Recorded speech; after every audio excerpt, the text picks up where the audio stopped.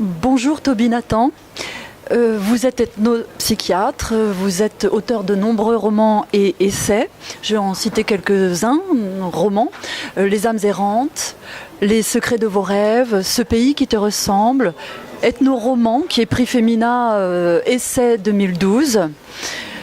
Il y en a beaucoup d'autres, donc je ne les citerai pas. Et vous êtes aujourd'hui parmi nous pour nous parler de votre nouveau roman, L'Évangile selon Youri, Oui. qui paraît chez Stock. Ce roman relate la rencontre, dans un Paris contemporain, d'un homme âgé et d'un enfant.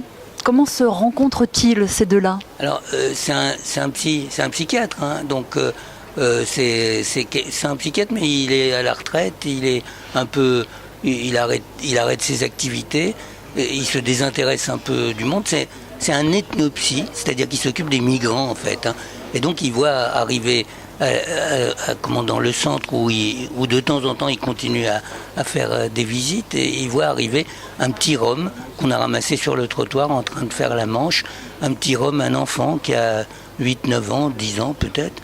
On ne précise pas exactement son âge parce qu'on n'arrive pas à connaître son âge, et qui est amené là parce qu'on l'a ramassé sur le trottoir et qu'on ne sait pas quoi penser de lui. Et donc on demande l'avis au psychiatre, qu'est-ce qu'il a ce gamin, et alors qu'on croit que c'est le psychiatre qui va s'occuper du gamin, petit à petit on va se rendre compte que c'est le gamin qui va s'occuper du psychiatre. Mm-hmm. C'est un peu résumé, hein, ce que je vous dis. C'est résumé, oui, parce qu'on trouve une foule de personnages. Oui, il y a beaucoup de personnages, oui. Dans ce roman, qui viennent d'horizons très divers, d'univers très différents. Et tout ce monde-là, vous l'animez dans Paris. Oui, c'est Paris. Alors pourquoi Paris ? Alors c'est un livre sur Paris, hein. C'est comme on dit, un roman géographique, on dit ça, hein. J'ignorais ça quand j'ai écrit, hein. C'est depuis que j'ai appris qu'on appelait ces romans-là un roman géographique, qui suit une piste géographique. D'accord. En fait, et en particulier dans ce coin du 13e arrondissement où il y a une rivière qui a été, alors moi je dis elle a été refoulée. Bon, évidemment, c'est un terme psy, quoi. Mais c'est vrai qu'elle a été refoulée. Elle s'appelle la Bièvre. Cette rivière entrait dans Paris par la poterne des Peupliers et allait se jeter dans la Seine au pont d'Austerlitz. Et autour de cette rivière, il y avait des mégisseries, des gens qui faisaient des pots, qui nettoyaient les pots. Et au moment où Haussmann refait Paris, il trouve que ça pue et il recouvre cette Bièvre avec du béton. Et donc il y a des bâtiments, il y a des rues, etc., et qui sont bâtis sur une rivière qui coule. Et donc évidemment, cette rivière qui a été refoulée, les rivières elles sont vivantes, les sources elles ont envie de surgir, et bien à un moment ou à un autre ça va ressortir, quoi. Et on suit, le roman se passe sur la surface, alors que en dessous, sous terre, il y a des choses qui sont en train de se fomenter comme la rivière qui coule, voilà. Mm-hmm. Avec ce roman, vous nous amenez à faire l'expérience de rencontrer un nouveau Dieu. Oui. C'était ça le point de départ de... Oui, c'est un peu ça l'idée. L'idée, c'est un peu l'idée, c'est-à-dire si un Dieu nouveau venait à s'installer dans notre monde aujourd'hui, où est-ce qu'il irait ? D'abord, moi je dis, il viendrait à Paris. Il viendrait s'installer à Paris. Pourquoi Paris ? Parce que la place est libre, hein. Parce que les gens ne sont plus croyants, parce que il y a plus les divinités ont perdu leur consistance. La place est libre en quelque sorte. Donc si un Dieu venait s'installer, il viendrait s'installer à Paris. Et puis si on regarde les mythologies des dieux, on se rend compte que la plupart des dieux installent eux-mêmes leur culte. C'est eux qui viennent et qui disent pour me rendre un culte, il faut faire ceci, il faut faire cela. Et donc c'est ce qui se passe aussi là. C'est-à-dire que c'est un Dieu qui vient et qui s'installe dans un endroit particulier. Et peut-être vous allez en parler de cet endroit, cette boutique, oui, qu'il a choisi comme... Chez Samuel. Chez Samuel. Cette boutique, une friperie, une boutique de vieux vêtements. Et c'est là que ce Dieu a décidé d'installer son culte. Et donc, oui, en effet, je fais le parcours comme si c'était... je fais le parcours de l'installation d'un nouveau Dieu. Et en effet, c'est pour ça que ça s'appelle, je l'ai appelé l'Évangile. c'est un évangile, puisque ça raconte comme une nouvelle, un nouveau Dieu est arrivé, il s'appelle Youri, l'évangile selon Youri.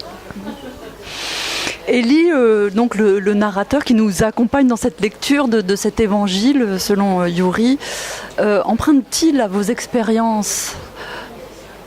Oh bah oui, bien sûr qu'il emprunte à mes expériences de clinicien. Moi-même, je me suis occupé de patients migrants depuis 45 ans en fait, hein, et je m'en occupe toujours d'ailleurs. Et donc évidemment que j'ai emprunté des choses, mais vous savez, c'est des choses tellement différentes de rendre compte d'un cas clinique. Par exemple, tous les psys font ça, des études de cas. On écrit ça, vous liseriez une étude de cas, c'est illisible. Hein. C'est-à-dire, ça manque de chair, ça manque de vie, tout ça. Et tout ça regroupé, à un moment donné, il y a une sorte de cuisson à l'intérieur de soi, et il sort. Un roman, c'est autre chose. Donc bien sûr que ça emprunte, mais ça n'emprunte pas directement. Ça a cuit avant. Ça a cuit longtemps avant. Il y a une longue préparation avant que ça puisse ressortir, si vous voulez. Je vais citer une phrase. Les enfants jouent souvent à la magie, la plupart l'oublient. Oui. Est-ce que écrire un roman, c'est jouer avec la magie aussi? Ah oui, certainement. Oui, c'est vrai. Moi, ça me frappe beaucoup. Les enfants ont une relation à la magie immédiate, comme ça, sans filtre, quoi. Et puis après, je sais pas, l'école, les règles de la vie, etc. Ils oublient, ils arrêtent de penser ça. Et c'est vrai que c'est difficile de retrouver ce chemin. Quand on écrit, c'est une façon de le retrouver, ce chemin qu'on avait connu quand on était un enfant et qu'on jouait avec la magie. Oui, c'est vrai. Donc il y a de la magie dans ce livre, et il y a chez Samuel, c'est un univers très masculin. Ah, c'est que des hommes. Que des hommes. Et puis passent des femmes qui sont plus ou moins sorcières. Il y a la sorcellerie. Oui, mais tout le monde est sorcier là-dedans. Ah. Tout le monde est sorcier. Soit est sorcier, soit va être initié d'une manière ou d'une autre à la magie ou à la sorcellerie. C'est un monde de l'autre côté du miroir. C'est-à-dire, c'est ce que j'ai voulu faire. Montrer un monde banal, quotidien, dans lequel on reconnaît, je veux dire, les premières pages du livre, si vous connaissez le quartier du 13e arrondissement, c'est une description complètement conforme du quartier. Puis, à un moment donné, ça se déchire, et dans le quotidien, il y a comme l'arrière-salle qui s'ouvre, et vous voyez un autre univers qui apparaît, quoi. C'est ça que j'ai voulu faire. Et puis, il y a aussi dans ce livre un sujet important pour Paris qui a été meurtri. Absolument. Et ces adolescents ou ces jeunes hommes qui sont radicalisés. Oui, alors justement, mais j'ai consacré un livre à ces questions-là. J'ai fait beaucoup de consultations avec ces jeunes gens qu'on a pensé avoir des problèmes psy, en fait. Je suis pas sûr qu'ils ont des problèmes psy, ils ont des problèmes, c'est évident, hein. Mais en tout cas, ils ont une rage, quoi. Et ces jeunes gens, le condensé de tous ces jeunes gens que j'ai vus, pareil, c'est un peu ce que je vous racontais tout à l'heure.